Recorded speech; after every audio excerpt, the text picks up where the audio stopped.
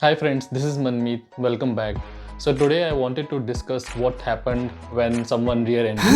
You heard it right. So earlier this year I was coming back to home, from office, and I just reached a red light, and I was on the rightmost lane, and I just felt a big push. So what happened was someone rear-ended me, my car, and then before I could realize what happened, I don't know who was in that car, but they just quickly took turns to the switched lanes to the left, and they just fled off instead of waiting and sharing the insurance information.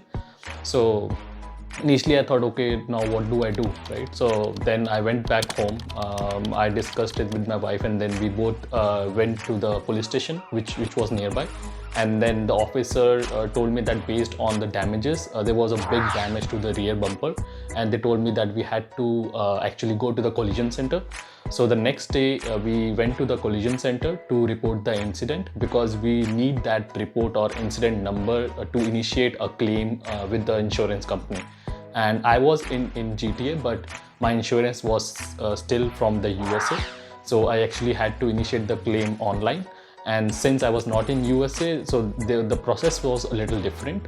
So I started the case with my insurance company. They took that incident number from the collision center.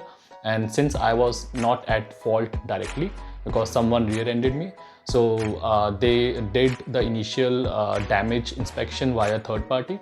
And after that, they told me that I had to look for a auto body repair shop nearby, and I had to pay everything out of pocket, and later on they would reimburse me.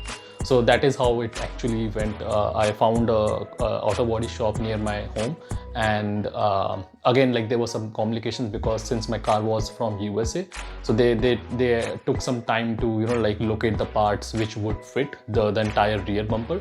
So my car actually was in the repair body shop for 3 months, and then after that, in the meantime, I actually took a rental. So later on they reimbursed me everything, and then now I do have a Canadian insurance, car insurance, because I can't keep the US insurance for long. So the lesson is that you should invest in a good dash cam, and as and when, if, like, God forbid, if something happens to you, like in the similar format, so just be careful of what you need to do. You can follow the steps like I mentioned, which I did to get my car repaired and report and everything. And yeah, sure, please invest in a good dash cam. That would save you a lot. Thank you.